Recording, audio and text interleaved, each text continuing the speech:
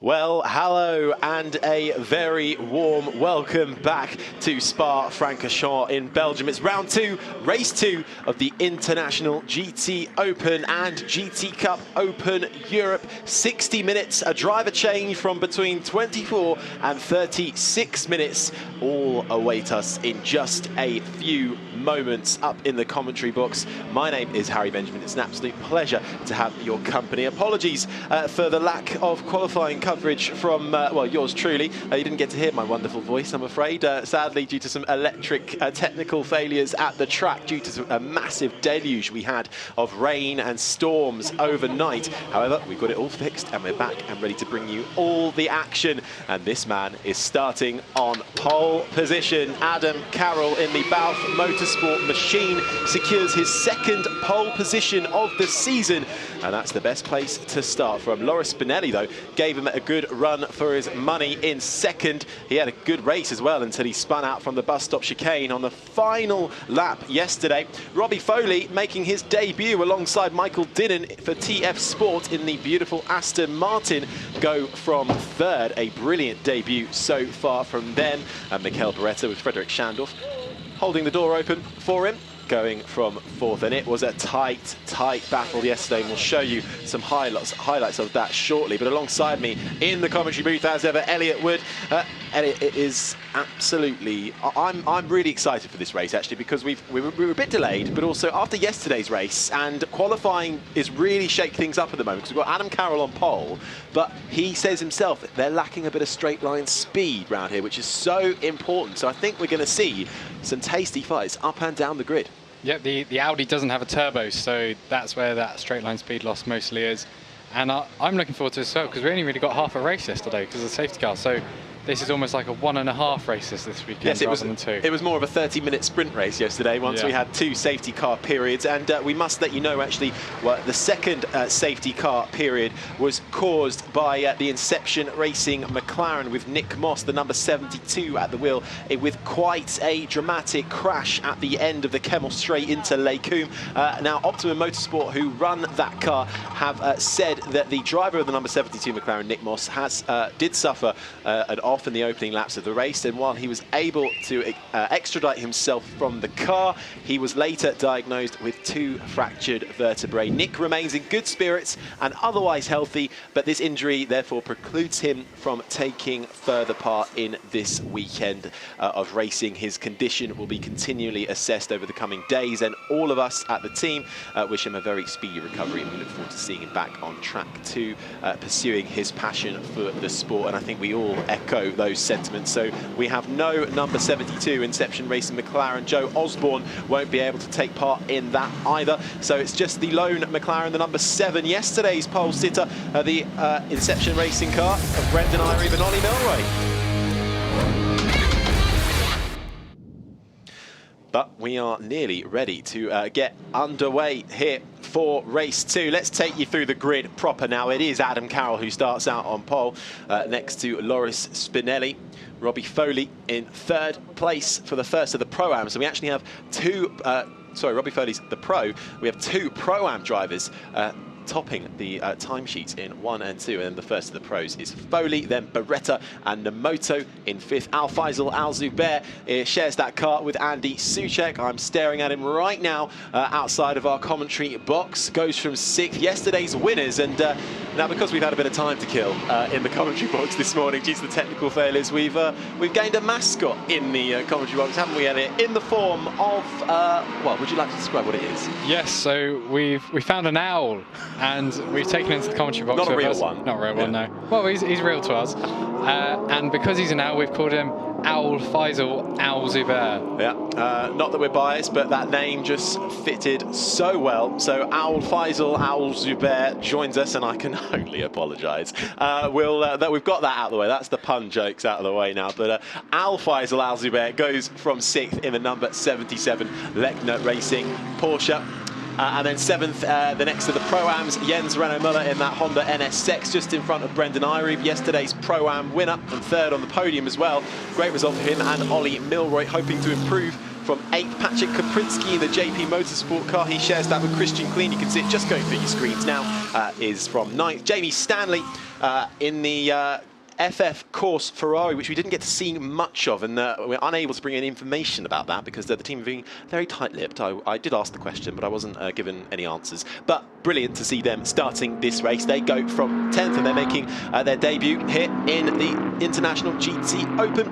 Then it is Jens Lieberhauser, the first of the AM cars, going from 11th overall. Then Gerhard Twareza, who joins this year for this race, going from 12th, ahead of the second AM in Giuseppe Cipriani. Then we get to the Cup Pro-Am cars. Jaap van Lagen, yesterday's winner, starts from pole ahead of Dirk Schouten in the Cup Am category. Bas Schouten, his younger cousin, goes from 16th overall. Then it's Jan Anton Zuski, Fernando Fortes, Maciej Blazek, Eugenio Pisani and Marcio Mauro rounding out the field. So we have the International GT Open and the GT Cup Open Europe Series combined this year. So a really packed grid of cars, and there was action everywhere you looked yesterday in the 30 minutes of proper green flag running we got. And what that meant for the overall driver standings, as well as Al-Faisal Al-Zubair and Andy Soucek take over in the lead with 33 points, just ahead of the VSR Lamborghini car with Schandorf and Beretta at the wheel, just a few points back with 27 to their name.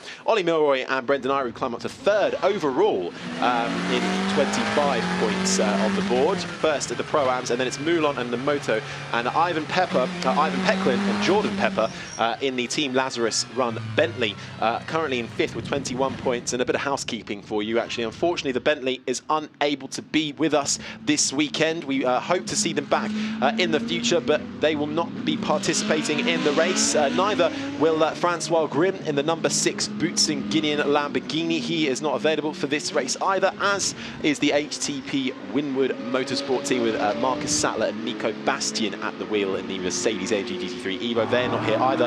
But as I alluded to, we have 2 new teams joining us.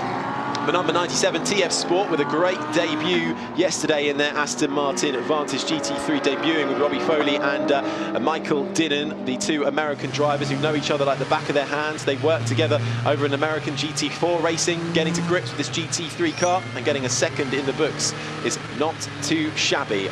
Also, the 55 FF Corsa is the first of the Ferrari 488s, which was only shaken down at Silverstone a week or so ago. It's a brand new car. Lauren Demus and Jamie Stanley at the wheel of that.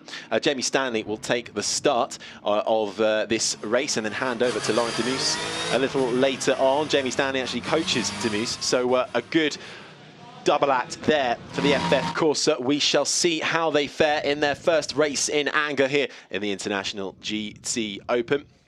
Watching Alexander Moiseev there as well, the 2nd of the drivers currently in that AKM by Antonelli Motorsport team, currently with Sergei Sorokin here, but we come round out of the bus stop chicane, and I think we're ready to go. It is all eyes to the lights. They go green, and Adam Carroll is away from pole position. Alongside him, Loris Spinelli. Can Adam Carroll hold it going into La Source? He hides that inside line nicely. The TF Sport Aston Martin there challenging Loris Spinelli for 2nd, but it looks like Adam Carroll has got away cleanly from pole, and as I say that though, struggling with the exit from La Source. Spinelli going side by side and ever so slightly ahead. Who is going to blink first? Neither of them do. Side by side up through Eau Rouge, and it looks like Spinelli is forced a little bit out wide. Neither of them willing to give either an inch going up Eau Rouge. Brilliant, spectacular racing here right from the very off. Adam Carroll holding on to that lead, but this is where it's going to be difficult because the tow and the slipstream is massive down the Kemmel Straight, but it looks like Carroll is able to hold it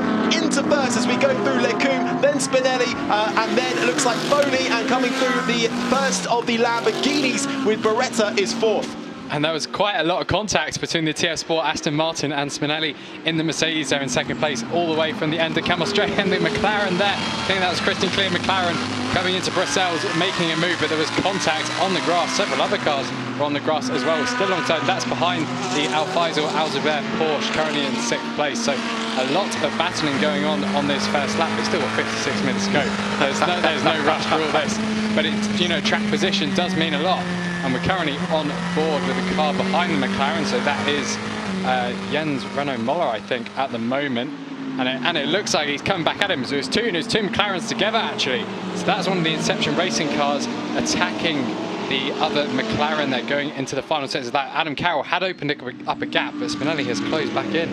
Yeah, it's Patrick Kaprinski at the wheel of that JP Motorsport McLaren, but it looks like the Honda has now gotten both of them there. So with Jens Renaud-Müller in the number 11 Honda NSX for Renault Racing has gotten past both McLarens, one of the Inception Racing machine, which is Brendan Irie at the wheel, and then the next one, which was Patrick Kaprinski, who shares that car with Christian Kleen. Now, the next sight for the Honda driver is the Porsche of Al-Faisal Al-Zubair. Adam Carroll holding on into the bus stop chicane as we end lap 1. Carroll is able to hold the lead, but Spinelli had a big look down the inside, and there, getting it all wrong into the braking zone, is Renaud-Müller having to take avoiding action there and basically cut the final chicane. He's under pressure now from Al-Zubair and Kaprinski on board with Beretta currently looking at the back of the 97 Aston Martin. Foley at the wheel. First of the pro drivers currently, but it's a Pro-Am who leads overall. Carroll from Spinelli. Spinelli trying his luck again down the inside of Eau Rouge, which becomes the outside. Can't quite make it through there. They are not afraid to go side by side. Adam Carroll defending for all of his might there. He's going to have to hug that inside line for a long old time. This is the highest speed part of the circuit, but also crucially where a toe can really gain you a lot of positions. The TF Sport Aston Martin having a little look there, but it looks like Spinelli just can't quite get past Carroll. And further back, Al-Zubair is making a move, and one of the McLarens going to see him come through the corner side by side. Let's go back to battle for second place between Spinelli and Foley. The top 5 have kind of converged now. With all this passing, I think we're going to have like a 10-car battle for the lead. I love it already. This is brilliant. And taking some grass there was a TF Sport Aston Martin. That's because he was actually touching the bumper of the Mercedes in second place, which has allowed Adam Carroll to escape that front slightly. So I imagine he just unsettled the rear of that Mercedes going through the corner. Carroll potentially has his lights on, you know, there's no one in front of him, but some drivers do that. I think it might be a bit of a reflection from the sun. Going into pit on the 2 Lamborghinis, we saw them battling quite a lot yesterday. They need to make sure that they work together if they're going to win this race. They do. Carroll not able to pull away, though, from this pack, which contains those 2 Lamborghinis who are holding on. Beretta and Nemoto, who actually had a bit of a coming together yesterday as well in the final stages of the race, so they won't want to be doing that again. But I think the number 63 and the number 19 battling fiercely. All of those Lamborghini drivers are now official Lamborghini Junior drivers racing across the various Lamborghini series as well. So a proving ground here in the International GT Open for those guys, going very well indeed. Currently in 3rd and 4th and 5th overall, but that is 2nd and 3rd in the pro category. Adam Carroll leading overall and 1st in the Pro-Am, but Spinelli is really putting him under a lot of pressure, and we know Spinelli has got the speed here this weekend. He proved that yesterday. He should have been on for a better result. Unfortunately, he fell out of a high points paying position right in the bus stop chicane in the last lap, trying a lunge down the inside of one of the Lamborghinis, which ultimately saw him spin out and lose quite a few positions. Carroll able to hold it as we go on to the next lap. 55 minutes still remaining. Well, and the beautiful thing is no safety cars yet. Let's actually go a little bit further down the field as well, just to keep you in the loop about what's happening in the GT Cup. Currently, Jaap van Lagen is 13th overall, but number 50 car is currently leading that from pole, just ahead of Schouten, and then it's that's Bas Schouten, and then Dirk Schouten in the Cup Am category is the first of those, 3rd overall there. But we'll see those battles when they come a little bit closer. Spinelli has a little look, thinks better of it further back in the pack. That looked like Al-Zubair having to defend slightly from Patrick Kaprinski. That is for 7th overall in that black and gold JP Motorsport car. But Carroll doing a very good job so far, considering the last time he got pole, he was mugged straight off the line. Yeah, it's an incredible job here in the Audi against Mercedes with that long nose, which does help it on some of the straight lines there. The 2 Lamborghinis behind, also very, very powerful cars. And the Aston Martin, probably the nimblest of these cars in this league group. And obviously these drivers don't quite have the experience of Spa that those around them do. So also doing a brilliant job to hold 3rd place early on. The sun is, you know, shining very brightly down on this race. We've got rain forecast at 5 p.m. That'll be long after this race. So the drivers are making good use of this. I think one of the the Ferrari drivers actually said that they really were happy that it was sunny today, because we had so much rain overnight, and then that did cause a delay to the timetable today. I'm just trying to see, you mentioned Ferrari as well there, where the new Ferrari of the FF course is on our timing screens, the number 55, which I can't actually see at the moment, unless it's got the North American racing team looking blue livery, so be very visible. It was in the pit lane as I was running down prior to this race, so hopefully we'll see it on track.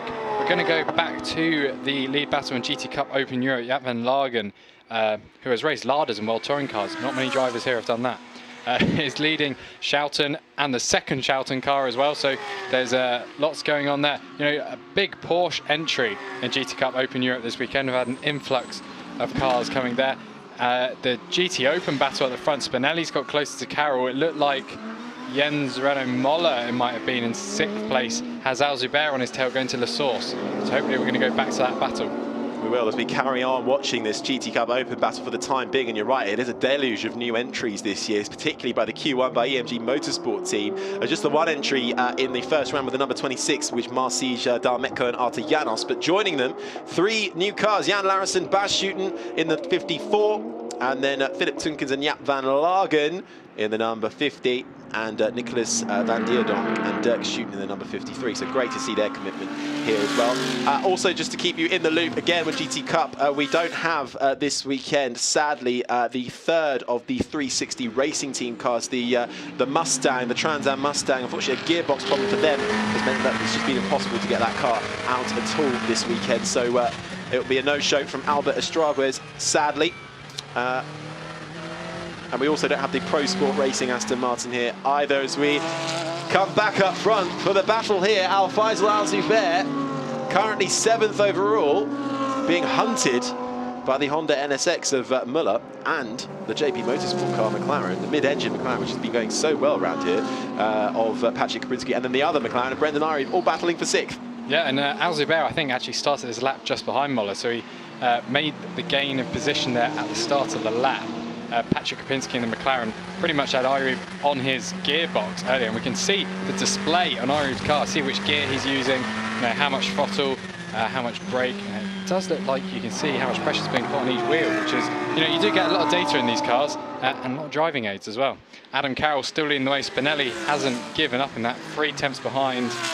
Carroll fastest lap previously, but Spinelli and Foley are sharing the fastest sector splits. And what's going to benefit these two up front dramatically as well, as Spinelli trying to force Carroll into a mistake and goes late on the brakes. He likes that move, does Spinelli in the Mercedes, late onto the brakes into the bus stop chicane, and then trying to nudge his way in the inside of the coming out of the right-hander, the left-hander, onto the main straight, but unable to get by there. But what's going to benefit those two is actually they won't be carrying as much of a time handicap coming into the pit stops as the guys behind them because of their previous results. So they are actually, if they can hold on until those pit stops, it could actually benefit them really well, because Adam Carroll and Laura Spinelli are not the fastest cars on track this weekend, but they're certainly up there. But Carroll lacking that straight line speed, Spinelli also part of the Pro-Am category as well, putting on a very good show. And actually, I say that, they're creating a gap to Robbie Foley now. So I may well have to eat my words there, but we shall see how that one unfolds. Spinelli having another little look, but Adam Carroll wise to his moves, and you're not going to be able to overtake or mess with Adam Carroll very easily, the 38-year-old from Northern Ireland, the A1 GP champion for Ireland way back when. Bit of Formula E action as well for him this year, doing some reserve duties, of course formerly raced with them as well in Jaguar. But this is how it's all kicked off here for race 2 in the International GTO for Spa-Francorchamps. Adam Carroll started from pole and managed to just about hold on to it going into turn 1, but Laura Spinelli was actually a nose in front of him coming into Eau Rouge, and they bravely went side by side, which is a risky move in whatever car you're in, particularly these big and wide GT3 cars. But Carroll able to just about hold his nerve come the end of that long Kemmel straight. There was where the Renault car managed to get past the Al-Faisal Al Zubair Porsche, and this is where I think he managed to get him back, really hugging that inside line, nearly spinning him actually off the track, but he timed that perfectly, did Al Zubair, and then sweeps around the outside into the corner with no name, and then down towards Peugeot. Nicely done there for the Leclerc Racing Zubair car. We go back to the lead quintet, I think it is right now. The second Lamborghini has dropped off quite a bit. Spinelli keeping the pressure on Carroll. We're going to see, going into the final corners, potentially if he makes that move again. Now, you pointed out last time, and I think I can kind of understand why he's going for that move, because the long nose of the Mercedes means there's more weight over the front axle, which means you can carry that corner rotation, and that allows you to push, but it also means you've got to be extra careful at the same time because the weight distribution is very different. As we go back to Renault Moller, so he is holding up a queue of 5 cars right now, all fighting for position. Yeah, it's Müller at the head of that battle for 7th overall at the moment. Kaprinski, Irie, Liebhauser and Twereza in that Lamborghini is in 11th overall. Twereza, the Austrian driver, making his debut for the HP Racing International team this weekend, replacing Coach McKenzie. And actually they suffered a puncture at the end of race 1 yesterday, which kind of ruined all the hard work they've done, really, but showing some good improved pace as Patrick Kaprinski has to cut off the end of Eau Rouge, coming through Radion and onto the Kemmel straight. Adam Carroll just set the fastest lap time there. Patrick Kaprinski having another little look, and he decides, yes, he wants to make the move at the end of the Kemmel straight into Lake Coombe, hugging that inside line, but that becomes the outside, so that means Renault Müller can hold on in the number 11 Honda NSX GT3 Evo. Just about. He lives to fight another day, but I imagine he doesn't want to let any through, because the problem that happens here is once you let one through, then they all tend to come through because they can spot a weakness, and then you're on the back foot. And look there, Renault Müller squiggling out on those rear tyres, struggling with rear traction. Coming into the long double left-hander of Pouon, negative camber as well, so your wheels are going to be absolutely screeching. Tyre wear, not actually too much of an issue here though. And actually Kaprinski goes wide, which allows Irie to come down the middle of Pouon, and I think if we look to our right, he's done it. So that's the number 7 Inception Racing McLaren, now ahead of the JP Motorsport McLaren of Kaprinski, who looks like he made a little bit of a mistake going into Pouon there, forced him out wide. And Irie was able to make the most of it and dive down the inside. So Irie up a place now. He goes up into 8th, Kaprinski down into 9th, just ahead of Jens Liebhauser, the leading AM driver, who is currently putting up a great battle against the Pro-Am team of Gerhard Twereza in that HP Racing International Lamborghini. Adam Carroll, though, up front, not able to shake off Loris Spinelli at all. This time, though, Carroll goes a bit deep there into the braking zone. That might allow Spinelli to get a little closer than he has done before. That number 97 Aston Martin just watching in the background, ready to make a move if something goes wrong ahead of him. And it is quite tight between these two, actually, in overall times. That last lap around, though, Spinelli over 2/10 quicker. But of course, he's going to be getting a wonderful tow, which is going to give him a bit more KPH coming up through Eau Rouge. But so far, Carroll is able to hold his nerve. And Yvette, they held their nerve a lot in the opening 2 laps because they were on very high fuel loads. Wouldn't know how the car were reacting, but they were going side by side through Radion and Eau Rouge.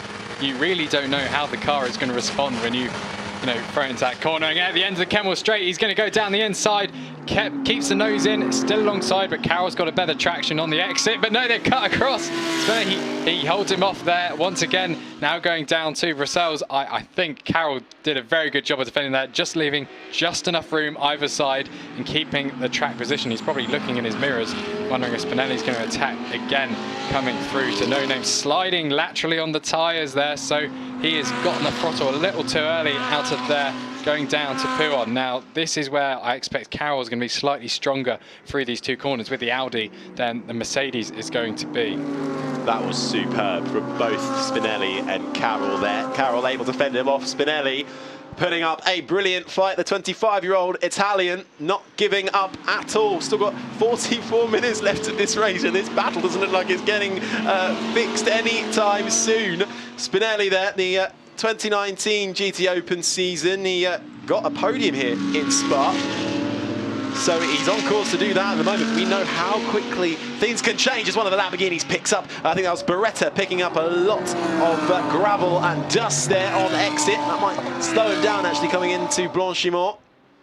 But he's got a decent gap to the second Lamborghini, his teammate of Yuki Nomoto behind him. And then it's a further 4.6 seconds back to Al Zubair. But up front, Spinelli having a little play with track limits there, taking as a very wide line, carrying a lot more speed than Carroll, but once again, can't do anything coming into the bus stop chicane.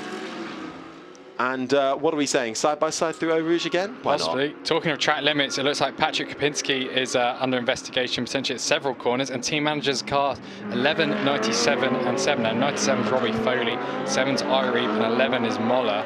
Team managers to report to race control immediately. We're not sure what that is for, but we're going to go back to the lead battle between Adam Carroll and Loris Spinelli. Charging up Eau Rouge, very steep corner, the cameras aren't quite showing it. Spinelli is using, he's going over the curbs quite a lot there, and later around the lap. Yeah, Eau Rouge, 35 metres, the elevation change from the lowest point to the highest point, and that brings you up through Radion and then onto the Kemmel Straight, where if you can carry enough speed and get alongside, you can try your luck into Lecombe here, into turns 5 and 6. But Adam Carroll taking a very wide line. I thought he actually slowed down there for a minute. Spinelli carrying so much speed. I thought he might have done him there, but he didn't. Carroll able to make the corner through 7, 8 and 9. Coming up now, Carroll just a 1/10 of a second in front of Spinelli. Foley holding on nicely. I get the impression Foley's just watching this unfold because he's the lead pro overall, so he doesn't need to get involved too much with this battle. And that is Spinelli's teammate, though, Alexander Moiseev, watching on. Yeah, and Spinelli has been one for track limits at turns 4, 9 and 19, so that is pretty much the points where he's trying to overtake Carroll. Yes. Final corner, exiting Brussels and Radion and Eau Rouge. Now, I don't think he's going to go for it this time. Both of them need to be careful, and so does Foley behind, because clearly something those drivers have done has required team managers to go to race control. We don't quite know what that is yet, but the drivers are putting on a very good performance, whereas right now, back in GTOpen Europe, the gap of 10 seconds has opened up between the top two there. So the action really is at the very front of this race. Adam Carroll now looks like he might be able to pull away slightly. Gained 4/10 on Spinelli last time around. Moiseev watching on, as I'm sure Sean Balfour will be as well, watching their two teammates do battle. They'll get in the car when it comes to the pit stops. What will Spinelli do here? The number 47 car away. getting very close. The AKM by Antonelli Motorsport car. They've got Sergei Sorokin, the former Williams F1 team driver here, watching on with them this weekend, with Alexander Moiseev, the Russian, who will get in the car after Spinelli. But where will Spinelli hand the car over?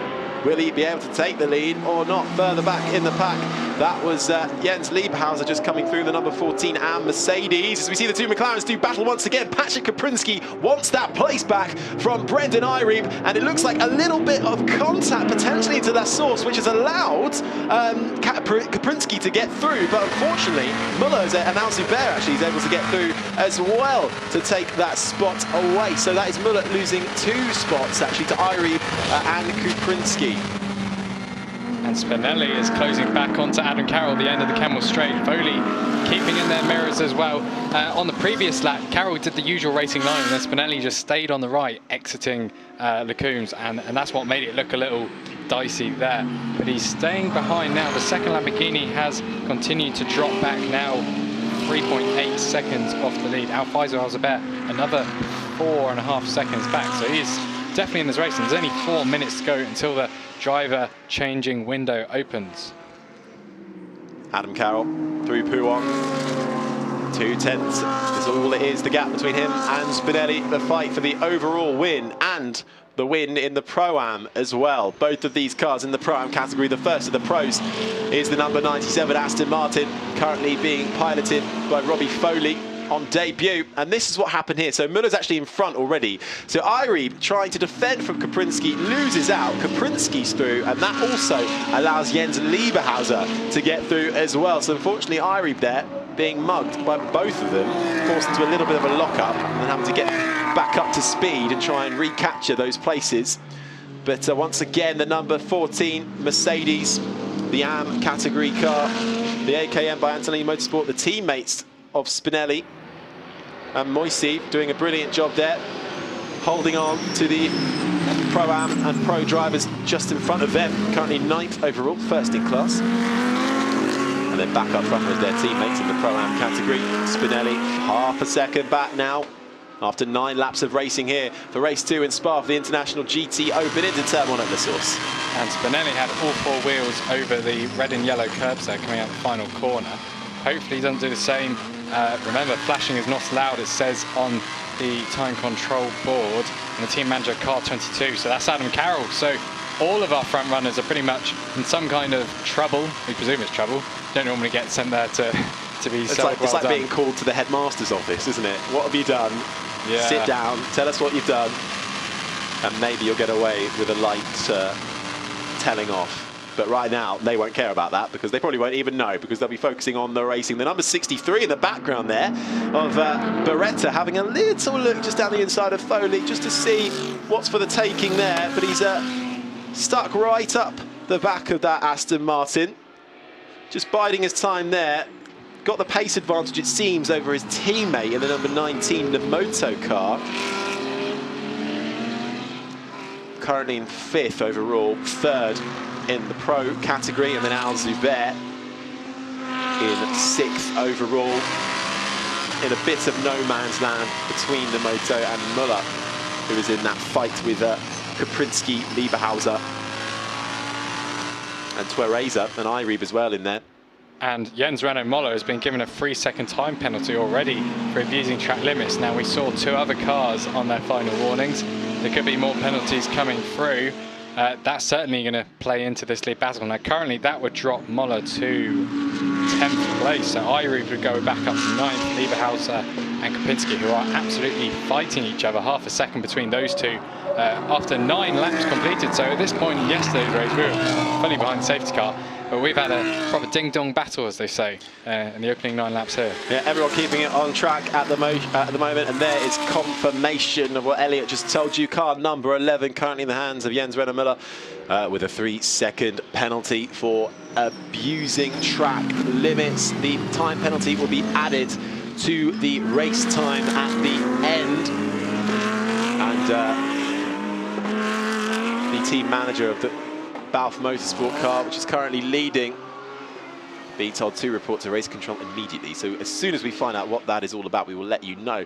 Cut back now to the Lone Ranger down in the GT Open Cup Europe battle. Jaap van Lagen, yesterday's winner, out in front once again and seemingly untroubled in that Q1 by EMG Motorsport car, number 50.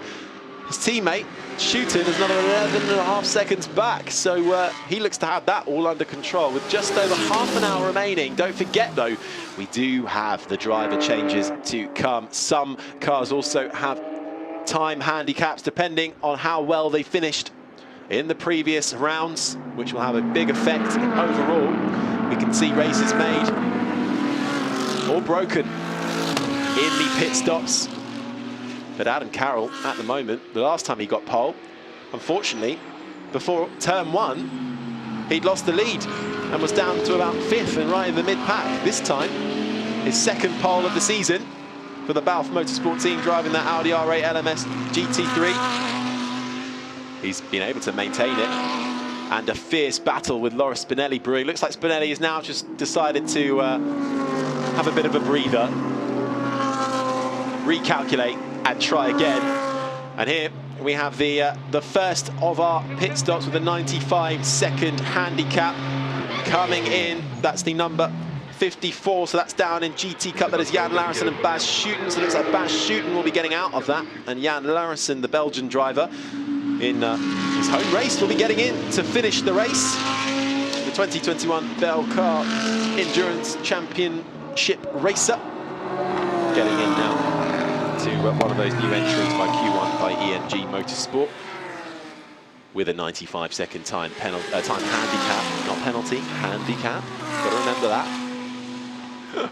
But it is Adam Carroll leading the way, half a second now. Spinelli able to keep that gap fairly consistently. But that was a big slide coming out of Blanchimont there. The tyres were completely losing grip, so I think they're going to have to pit very, very soon. And we're getting the GT Cup cars coming in first. That's Fernando Fortes, who stays in the car because it's just him driving that, the 48-year-old Brazilian in the 360 Racing Team Porsche. Spinelli can't pass there because there was a Porsche on the inside as they lap them, but being compromised by that should also allow him to get closer on the run down the next straight. Frederick Schandorf is the first to come in, so that's the Beretta car.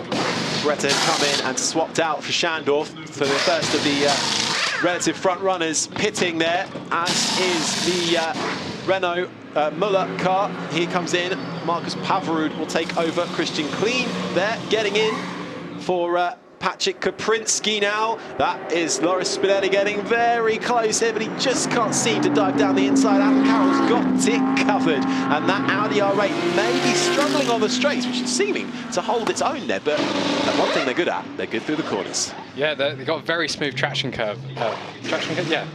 As they go out the revs, essentially. But what's happening there is the rear tyres have already been used too much. The temperatures have gone way too high, and the rear end of the car is looking tail happy far too much. That obviously costs you time, and because more of the weight is at the rear of the car at the Audi, that's going to be more of a problem than for the Mercedes, where most of the work's being done on the front axle. And the best thing about all of this is I haven't called him Andy yet.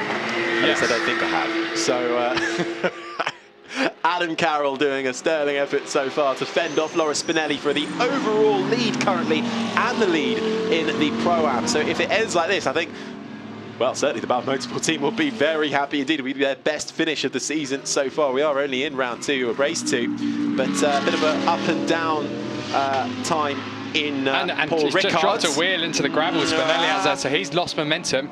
That means Carroll can risk going to the pit lane now without having to worry about Spinelli ducking in on the inside and trying to make a pass at that final corner, because that's the risk here. If one of them wants to pit, it's going to be whoever's on the inside has still got the inside line as they go into the pit lane. And here is a replay. Adam Carroll goes through the corner. Spinelli carrying too much speed. Left rear goes into gravel. You can tell he's had a few bits of input at the steering there to keep it straight again. And they stay on track. Carroll, both of the top two do stay on track for another lap, but you can see how close it's getting. And the third place car, Robbie Foley, is getting ever closer as well. So currently the top 5 have not come into the pits. Joining that is actually Cipriani. So the top 6 in the GTOpen, as I say that though, Al Zubair has now come in and he will swap out for Andy Soucek. Al Zubair watches on as Al Zubair gets out of the car. And Andy Soucek, the 2009 FIA Formula 2 champion, will get in. Chucks something. What did he chuck out there? Something that's not important for the car, clearly. But they will, unfortunately, have a 10-second handicap for them. So they will have to stay. And a mechanic has just crawled into the number 27 Porsche GT Cup Open Euro class. So I think he's refueling because we've got a little tin on a trolley there. That's the boot. Yeah, didn't realise it could fit a whole mechanic in, but clearly Porsches are very economical with their space. Oh, these Porsches, you can fit more into it than you think. Carroll, Spinelli, Foley, currently your top 3, the Moto as well, and they are the top 4, all have yet to pit. Cipriani comes into the pits in the number 8 Il Baron Rampant AM category car, second in the AM category, I think, when all evens out. Schulze now taking over what was the lead of the AM in the number 14 Mercedes, currently down to 12th overall, as we see a battle here brewing between Jens Renault Müller. Well, he's now out of the car, so that's Marcus Pavarud who overtakes Christian Kleen. That is for the battle for 9th place, I think, and they go side by side. Can they maintain that as we go to the run-up of Eau Rouge? Who will blink first? Will they both keep their foot to the floor? Yes, they do, and that is Christian Kleen being a very ballsy there, actually, and forcing Pavarud out wide there, but they both make it safely through. Kleen not having any of that, thank you very much. Kleen, of course, a veteran of over 50 Formula 1 Grand Prix. He's not going to be an easy man to overtake. Yeah, absolutely brilliant reactions on Pavarud there, getting the car absolutely straight as he came over the crest, because it's essentially important to do that, otherwise things can go wrong. And the McLaren's closing up on the Porsche as well. Here's a replay of the instance. So they're already almost testing each other, playing chicken on the entry to the corner, and the Honda actually had its nose ahead but didn't have the apex, and as you can see, it's come over the crest. The car is totally unbalanced, it's unloaded, but you need to stay on the throttle because otherwise it gets even worse. So brilliant reactions there. Go back to the lead battle. Carroll has opened it up. We didn't see what happens at the final corner on the previous lap, so potentially there could have been an attempted move there. It does look like he's more comfortable now. He's got 0.6 seconds in hand. He had 0.1 and 0.2 over the previous 2 laps. There's the Lamborghini that's just pitted, coming up on the straight ahead. I don't think he'd get blue flags because, you know, they are in the same class and they're fighting for track position once these cars behind him pit. Now, what I predict, and my predictions are usually wrong, what will happen is because Carroll and Spinelli are both the pro drivers in these teams, and they will hand over to Sean Balfe and Alexander Moisey respectively, but because these are I say the faster drivers seems wrong, but they are the ones who have the more professional race experience, they're probably going to go as long as possible until the very end of the driver change window to try and create as much of a gap so their teammates, if they swap out for, can then bring it home as quickly as they can to try and maintain the gap that they built out over the rest of the field. Just a prediction. Yeah, and you know, being as the starting driver against being the second driver is completely different as well, because a car on high fuel load is going to behave very differently to a car on low fuel load. Very true. And you know, and some drivers may do testing only on low fuel load, so as the second driver that may be easier for them. Carroll a little slow on the apex of that corner, so we're coming into Stavolo now, I think. Spinelli is half a second behind. These two have been fighting a race. I think Foley kind of just dropped off a bit, saving the tyres slightly. Coming up through, we're going to approach Blanchimont, which is one of the fastest corners on the track, one that requires the most bravery, and also where track limits has been abused quite a few times by Spinelli and Carroll. Well, I think he did put 4 wheels all off the line there. And how wide does he go here? I would say that is past the white line as well for Spinelli. So he's got... And I think he's going to dive down the inside. Carroll cuts across and he goes around the outside. Spinelli's going to attempt the move, almost misses the corner. He does miss the corner. Carroll goes in the pits, so he potentially played a game there with Spinelli. But Spinelli gained an advantage, but at the same time, Carroll went off track. So I don't think race control can really do anything about that.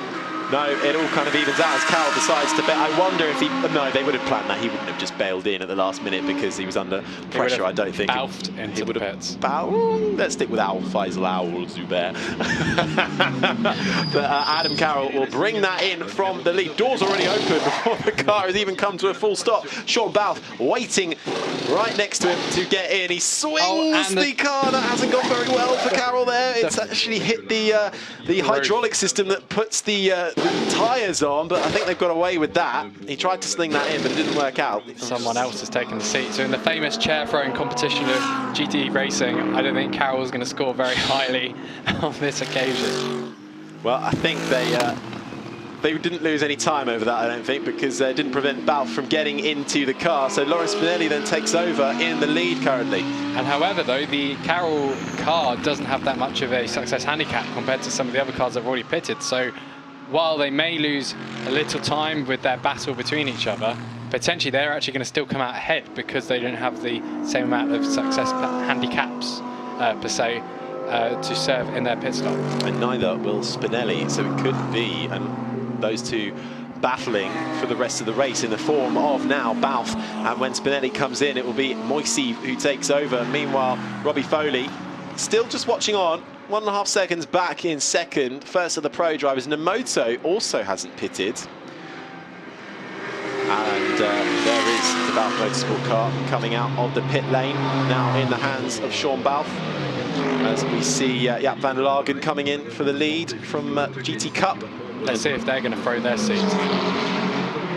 Seems like quite a relaxed driver change, actually. You know what? It's probably with the Porsche, as we saw earlier, there's so much space in there, they could just, you know, move the seat around. It felt like they were getting ready for a summer holiday. They were.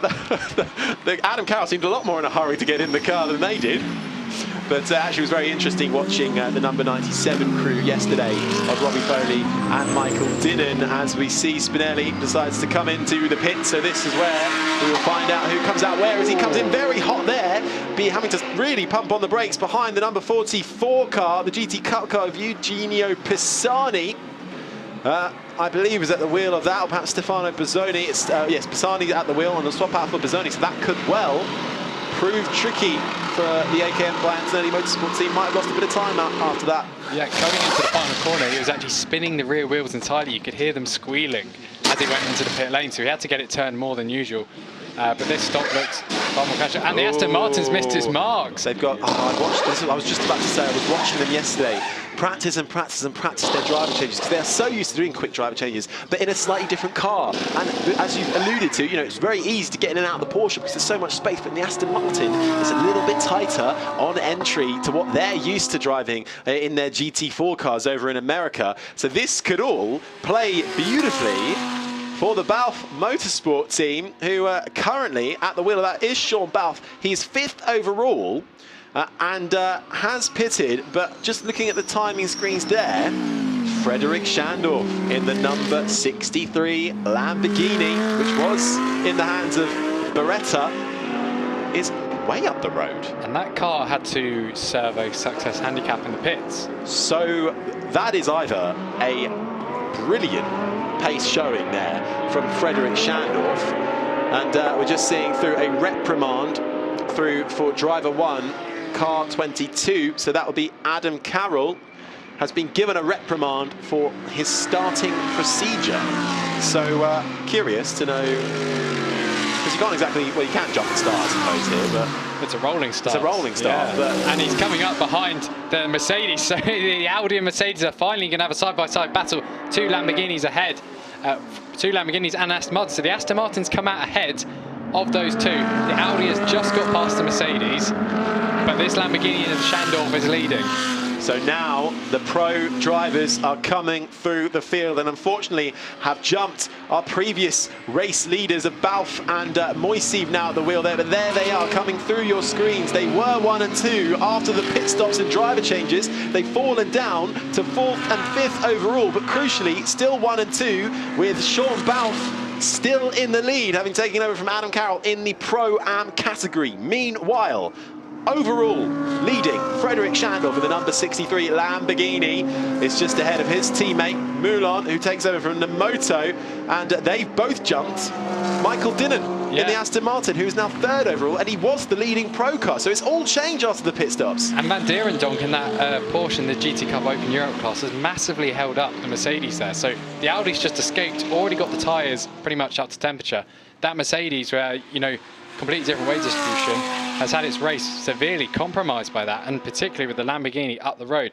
Now, after the pit stops, we do normally get a message saying either all stops have been done correctly or certain numbered cars haven't served their full success handicap in full. So we are waiting confirmation of that as we follow our new leader, the Vincenzo Sospiri Racing Lamborghini. Aston Martin is in 2nd. The gap says 13.6 seconds. That's not the case right now. The second Lambo's closing in as well. So we've got a right battle on our hands right now. Frederick Schandorf currently at the wheel and in the lead. The 24-year-old and the Porsche's Danish, spun and that's on the final corner.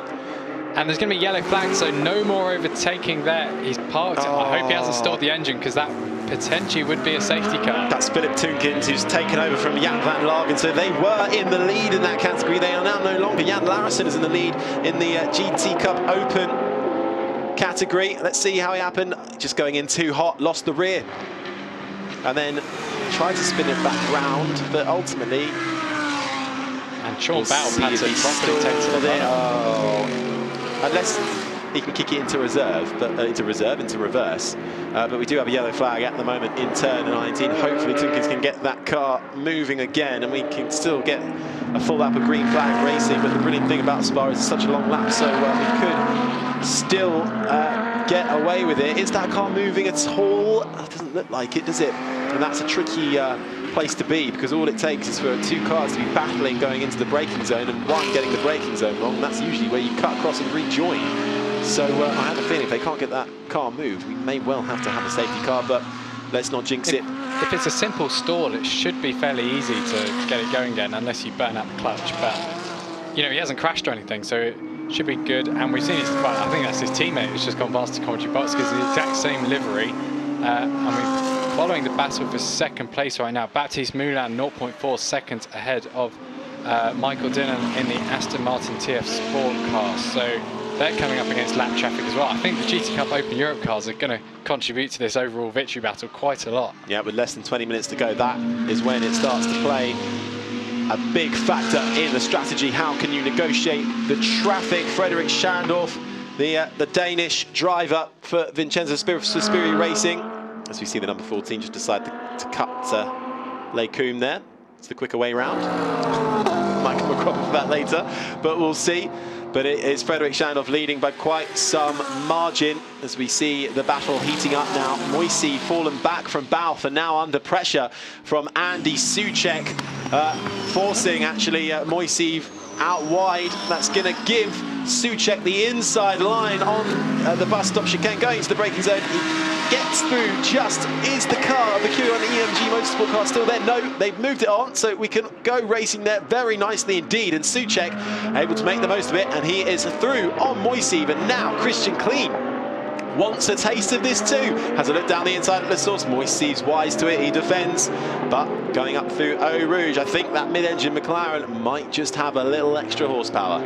Yeah, we actually got very close to completing the move at the final corner as well, but you know, the long nose of the Mercedes kind of pushed it out the way. Souček in that Porsche looking very racy, rear end bumping over the curbs, but he was faster on the previous lap than quite a lot of the cars around him. 2 minutes 20 though, Baptiste Moulin in second place, so he's resisted the pressure of the Aston Martin. He's now pulling away. The Audi's got a little bit of a gap, that's got traffic ahead, and Kleen completes the move on the Mercedes at the end of the Kemmel Straight. Now, I imagine Kleen will be wanting to go for at least second place there.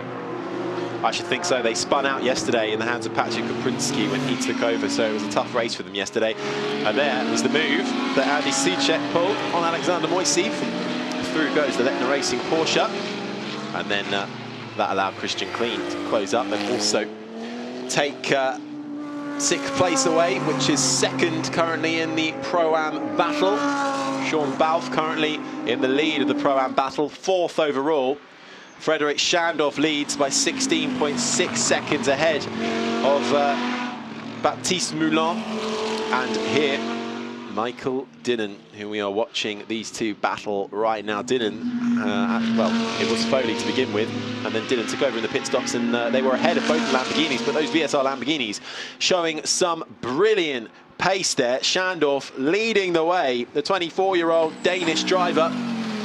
And it seems like everybody served their handicaps okay as well, race controller saying, so we won't be seeing any penalties from that. But the Danish 2014 Formula 4 champion currently leading the way now in slightly faster machinery in the International GTOpen. Shandov already with a win to his name so far in race 2 in Paul Ricard, hoping to add to that. But we'll focus on the battle just behind him, 17 seconds behind him. The number 19, Baptiste Moulin, being stalked there by Michael Dinnen, and then Andy Souček now through on Sean Balfe. But I think now that Audi Balfe Motorsport team will just be focusing on securing as high a finish as they can as the leading Pro-Am car, because it looks like Christian Kleen will have him as well as we come up through Eau Rouge into Radion, because Kleen won't want to let Souček get away too quickly. That battle for fourth overall, but Kleen and Balfe actually, that's a battle in the Pro-Am. So this is for the overall lead in the Pro-Am. Can Balfe be late on the brakes? No, he can't. So Sean Balfe, unfortunately, has lost the lead in the Pro-Am category to Christian Kleen. The former Formula 1 driver for the JP Motorsport McLaren takes the lead in the Pro-Am category. So that is fifth overall. Shandov, Moulin and Dinnen, your overall top three. And in Pro-Am, it's this. Kleen coming through now, Balfe, and then Alexander Moisey in third. Florian Schulze in the number 14 AM car. The Mercedes GT3 currently leading in the AM category, and then a bit further down, Jan Larsen is now your leader in Cup Pro-Am, and Nicolas van Dieridonk is currently your leader in the Cup AM category, but that is second overall as well, as we watch the 100 Alda Motorsport car. Currently at the wheel, that is Jakub Dwernicki chasing down the number 24 A&P Racing PTT Tech Support team of Matthias Lazowski. That is for third overall in the Cup category. And that looks like the number 24 getting its rear tyres into a bit of bother there, coming out through the corner with no name, and then into that long double left of Puon. They win the award for longest name on the grid in terms of racing team. the A&P racing team, PTT Tech Support, currently going well there in the battle for third overall. But there is your overall leader for the Q1 by EMG Motorsport team, Jan Larison, a new entry this year, sharing that car with Baz Schuten. That Porsche, which we know has a nice bit of boot space in the front, so can go racing and you can take your luggage with you. Coming now across the line. And then the back of the picture is Ollie Milroy chasing Florian Schultz for 9th place overall. That's a AM car leading a Pro-Am car. Milroy was one of the fastest on track a few laps ago. Has closed in quite a bit, so half a second between the Lamborghinis, being eyed up by Andy Soucek in the background there as well. Now, I don't think that's for overall position, so he's just lapping that car. But it does mean he's staying in touch with the cars ahead. Yeah, that's the number 17, actually, so that's in the Pro-Am battle, but they've had a bit of a tough race. Torreza down in 12th at the moment, and he spins out and hits the wall. Coming out there. That, if he can get that going, because it looks like there might not be too much damage. You can hear him trying to get that going again. We just cut away there. I think he might still be able to get that going, and hopefully we can have some green flag racing, but that is a yellow flag will be waved there for the time being while Torreza gets going. But I was just saying, we had having a tough race, and from bad to worse, then he has got going, which is brilliant to see. Looks like limited damage there. The HP Racing International. Jan Seifert started that. It's now Gerhard Torreza in the number 17 Lamborghini Huracan GT3 Evo. Let's see how that happens. So we were watching Soucek get by, and then Torreza, I think, just losing it all on his own, coming through Lecum, and a little kiss, or slightly more than a kiss, into the barrier. Just loses the rear. Round he goes into the soft cushion of the tyre barrier, but I think he'll get away with that one. They might want to take a look at it, but we'll see if he dives into the pit lane. And we're finally seeing pictures of our leader, Fredrik Schandorf, who we haven't actually seen at all since he's taken over the car. 18 seconds in hand. Was around 4 seconds behind the leading car, so I think probably they had 20 seconds less on the handicap because the way they've turned that around. And with only 11 minutes to go with this race, I think that's pretty certain he's going to win this. Well, I think also, though, the battle for second is going to really heat up in these closing stages because Didden is only a second behind Moulin, but Soucek only 4.4 seconds behind as well, and he is over a second faster on that last lap than Didden. So I think Soucek is bringing himself into this fight for second overall, which would be a brilliant result for them as Fredrik Schandorf comes through our pictures now.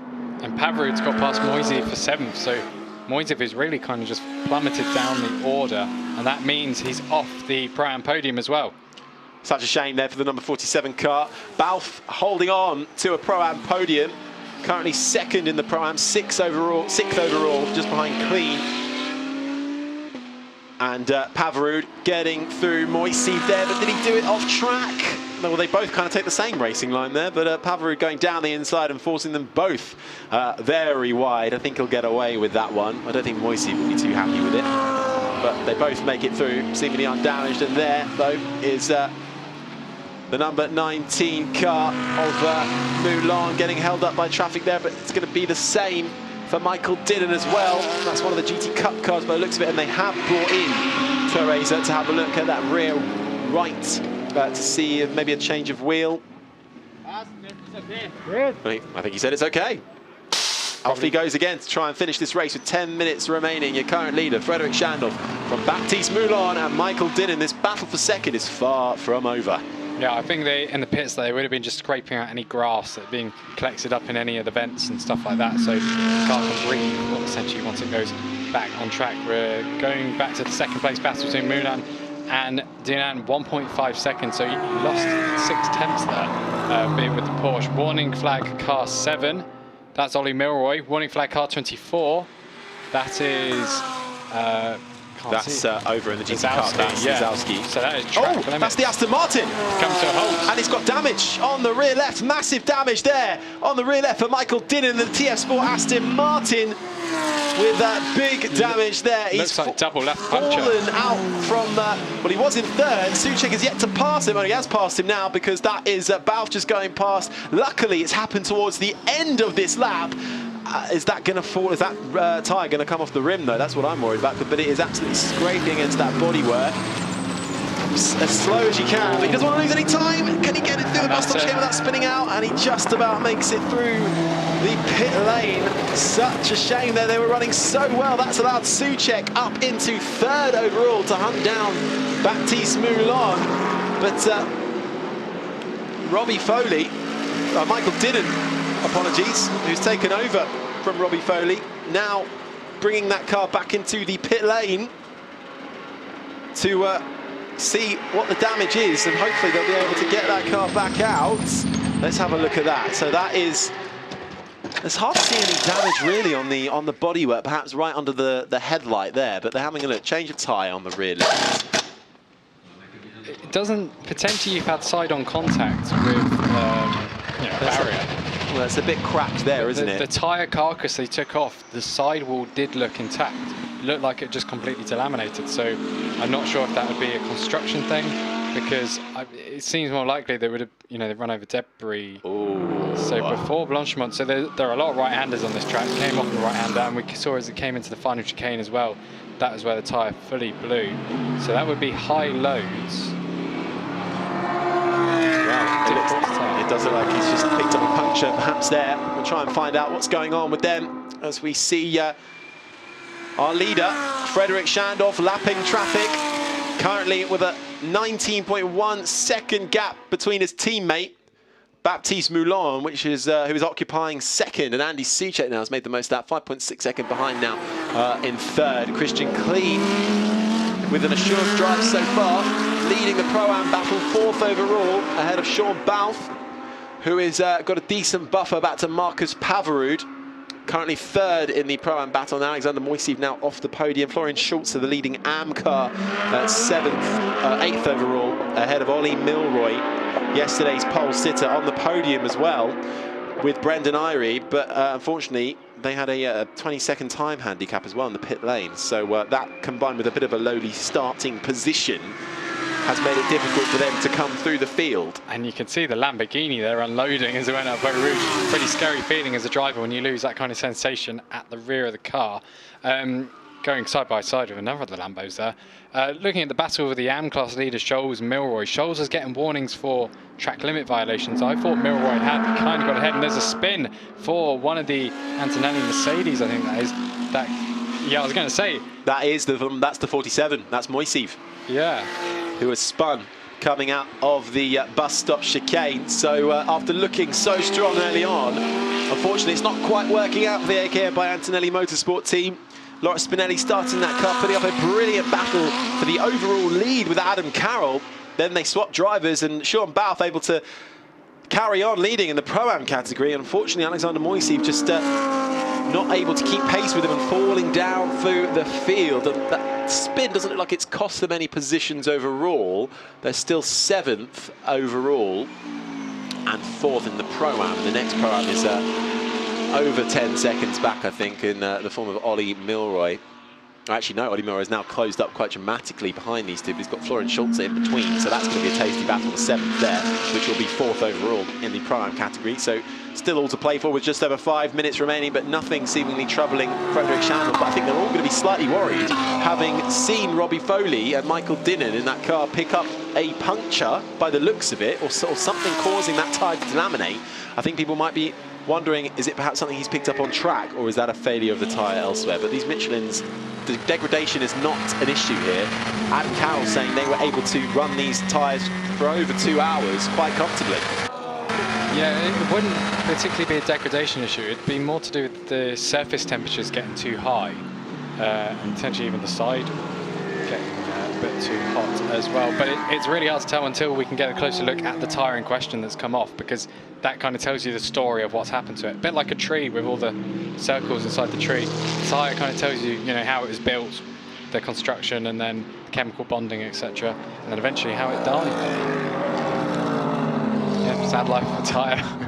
That's why they have so many of them in racing.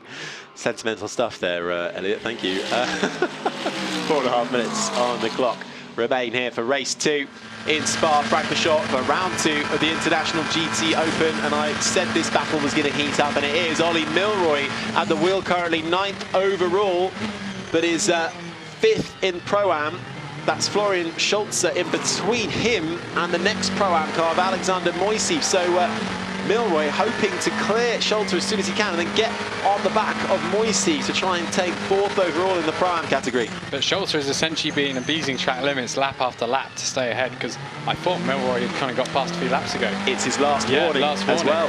So, and the manager, the team manager of car 14, has been told to report to race control immediately. And just ahead of that battle, we just saw going over the crest of the hill. I think that was for 18th place in GT Cup Open Europe, Stefano Bozzoni and Philip Tunkens, and at the end of the Kemmel Straight that position has changed, so that is only for 4th in class, but still a position change all the same. And we've got 2 Mercedes going up against each other. That's the first time we've seen that this race. Number 14 clears, and number 47 is probably struggling a little bit after a few dramatic moments of this race. So that is Schulze up into 7th, Moiseev down into 8th. And that has put Milroy right onto the back of Moiseev, who's not going to want to waste any time trying to get through on his competitor here. The Russian in front in the Mercedes, ahead of the Brit in the McLaren.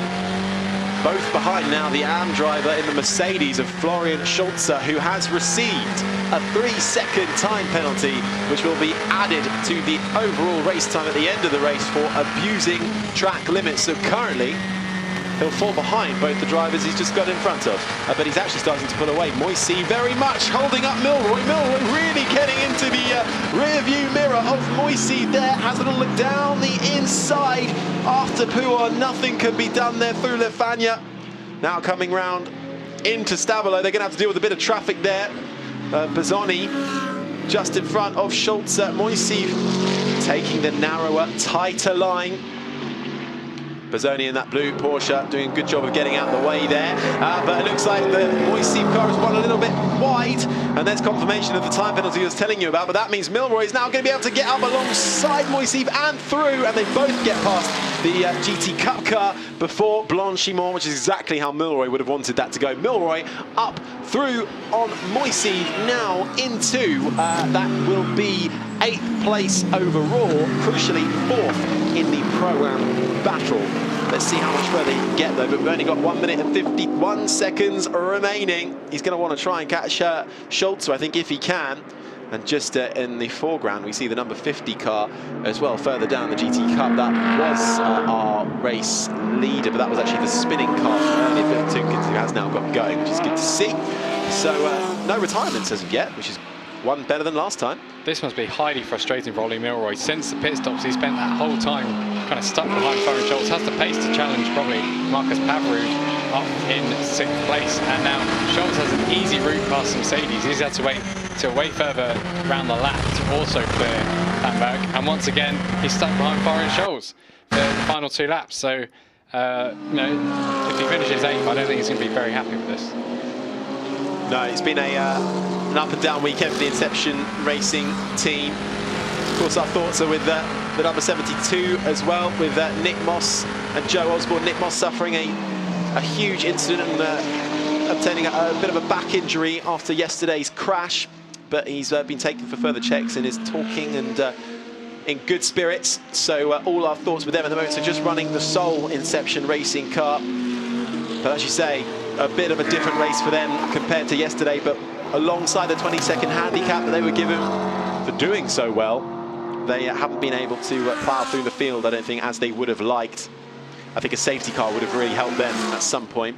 But Frederick Schandorf there crossing the line with 18 seconds still to go. So I imagine this will be, it is, the final lap with Frederick Schandorf, I should say, Frederick Schandorf in the lead, crossing for the final lap after 25 laps here in Spa. Still has a 15.7 gap now, actually, so it's gone down a bit. So Moulon, his teammate, starting to come back at him, but I don't think a 15-second gap can be overcome with 1 lap to go unless something dramatic happens. Schandorf, your overall leader, ahead of Baptiste Moulon and Andy Soucek.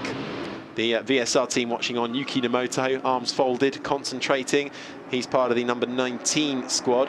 So they're currently 2nd overall, hoping to bring it home. But Andy Soucek only 3.5 seconds back. So that one's not completely over. And actually, Clean is challenging Soucek for overall 3rd, just 0.7 of a second behind. So still a few battles to play out yet. Pavarud also challenging Balf under a second now. between the 2 and 3 cars in Pro-Am.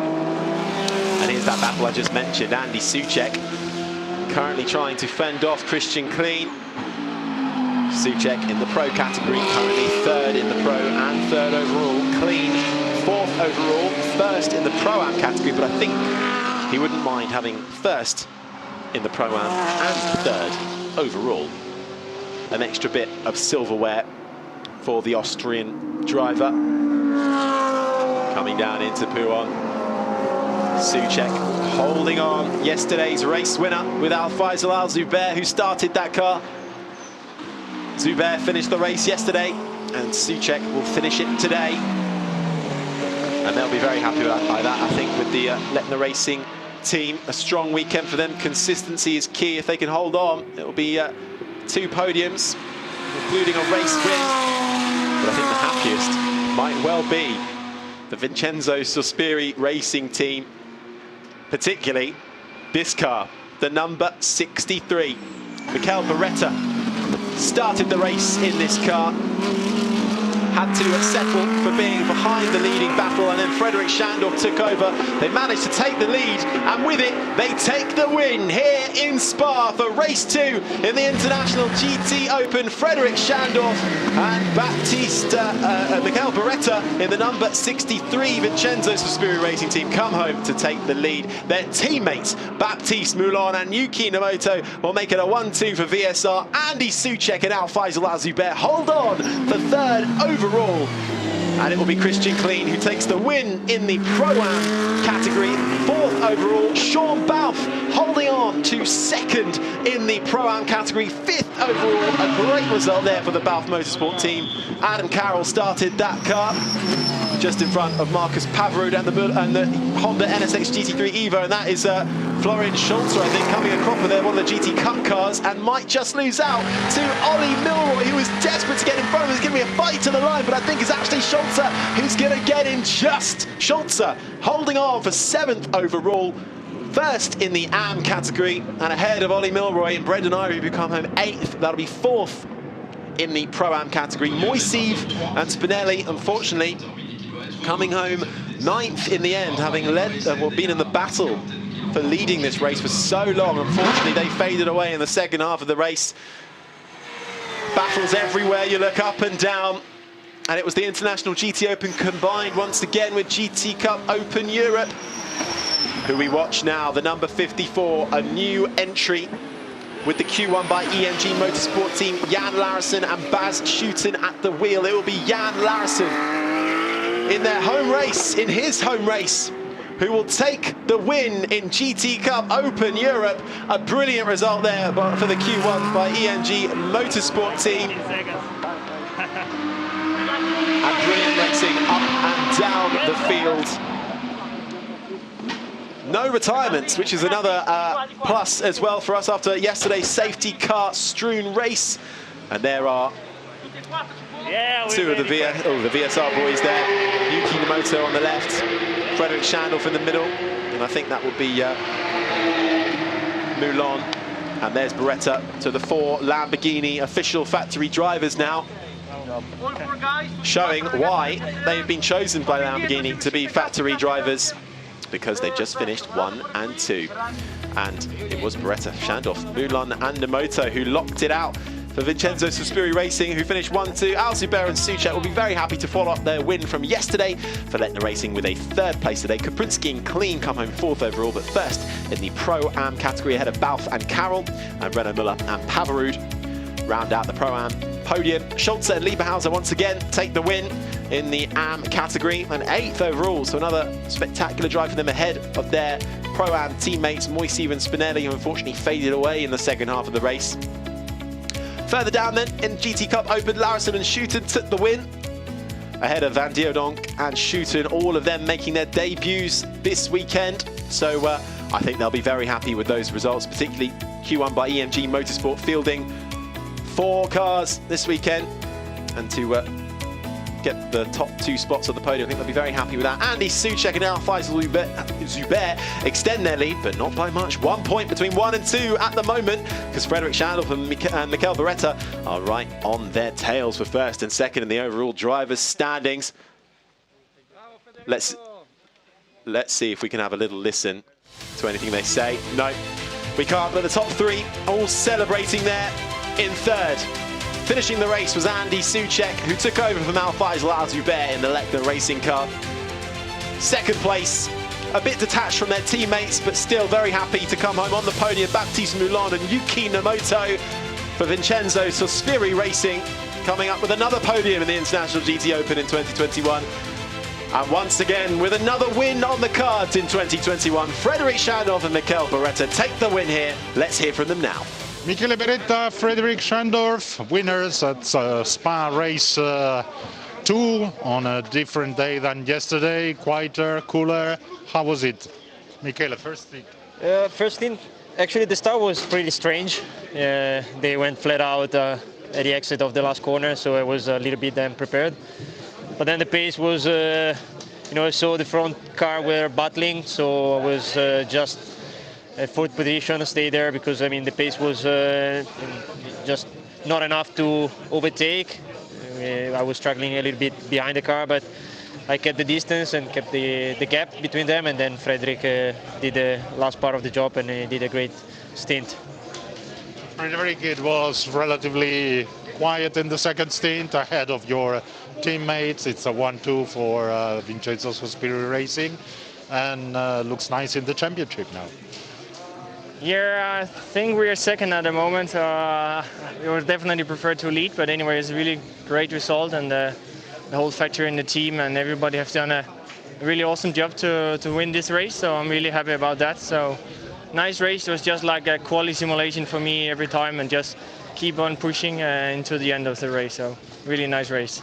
Well done, guys. Podium. Thank you.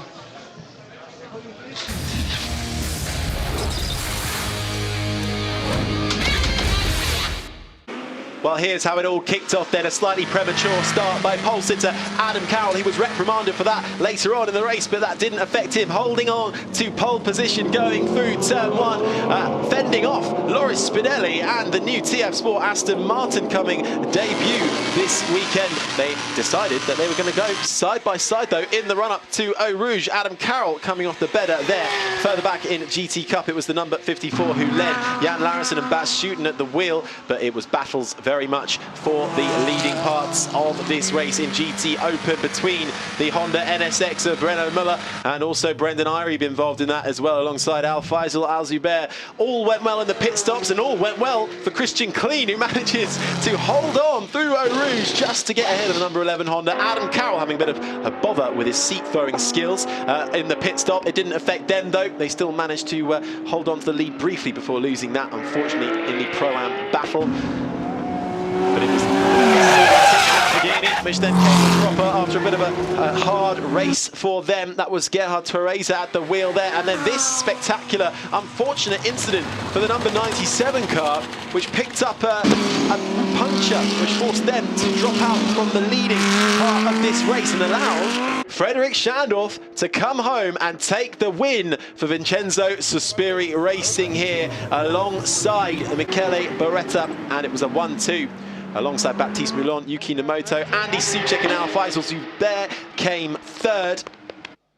And down in the GT Cup, it was Jan Larison and Bas Schouten who took the overall win there, after keeping it on the road to finish in only their second race in International GT Open and GT Open Cup Europe. So a good run from them and the Q1 by EMG Motorsport boys and girls.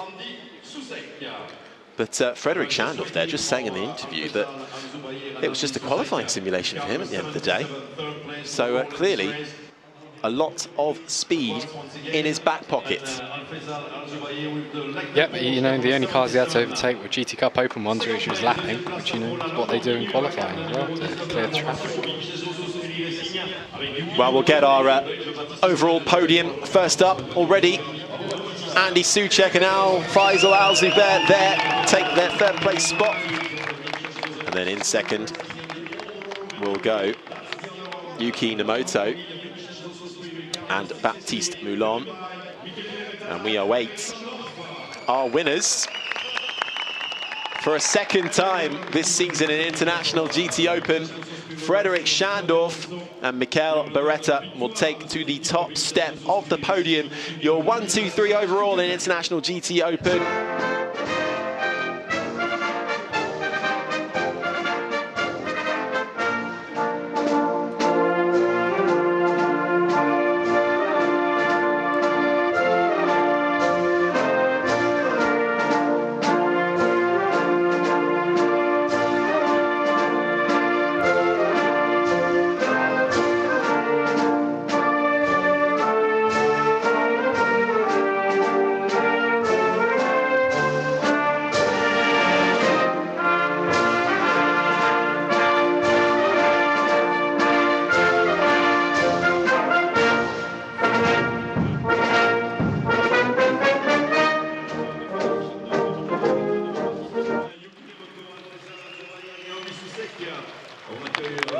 Your overall top 3.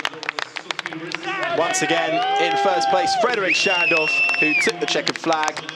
Mikel Beretta started the race in the number 63. They take the win ahead of Baptiste Moulon, Yuki Namoto in second, and Andy Soucek and Al Faisal Zubair, who's run off the podium already. He doesn't want to get covered in any champagne. Andy Soucek, though, very happy to spray it all over his fellow racers. And the Yuki Namoto getting an absolute covering there from his teammate, Baptiste Moulon. And a cheers all round. And a job well done from all 3. And we'll get the Pro-Am podium up next. Waiting in the wings for their moment in the sun. And here they are. Third in Pro-Am. It was 6th overall, was Marcus Pavarud and Jens Renner-Müller in the Honda NSX. Sean Balfe and Adam Carroll were leading overall for so long, but managed to hold on to take 2nd in the Pro-Am category. Just behind the black and gold JP Motorsport McLaren of Patrick Kaprinski and Christian Kleen, who fought back through the field to take the Pro-Am win and 4th overall. Coming out now onto the podium in 3rd. The Renault Racing double act there, already unscrewing their champagne. Getting ready for a spray there, I think. And then a hard-fought race there by Adam Carroll and Sean Balfe there. Everyone congratulating each other, which is good to see. It's a brilliant sporting atmosphere in the International GT Open paddock. And on the top step, Christian Kleen and Patrick Kaprinski for JP Motorsport. And everyone straight for the champagne as Christian Kleen, and then realised, no, it's the trophy first. The champagne's for after. But I think they're desperate for a bit of hydration after that. And then we get the champagne. There we go. A brilliant celebration there from your top 3 in the Pro-Am category. That's it for the Pro-Am category. Thanks, guys. It was a nice podium. We'll also get the AM podium underway as well next for you. But your top 3 in the Pro-Am: Christian Kleen, Patrick Kaprinski, your number 1 spot, Sean Balfe and Adam Carroll. In 2nd are Marcus Pavarud and Jens Renner-Müller. In 3rd in the Pro-Ams, Ollie Milroy and Brendan Irie just missing out on scoring another podium. They came home 4th in the Pro-Am battle. But let's have a look at how it unfolded in the AM battle. In 2nd, Giuseppe Cipriani for the Il Barone Rapant team in the number 8 Lamborghini Huracan GT3 Evo car. The Italian-based team couldn't quite bring it this weekend to your AM winners of Florian Scholzer and Jens Lieberhauser in the AKM by Antonelli Motorsport team. Already on the podium, waving the trophies in the air. Your 1 and 2 AM drivers in the International GT Open. Will we get a bit of champagne spray? Oh, I think Scholzer is mildly intrigued by it, but they all tend to walk off.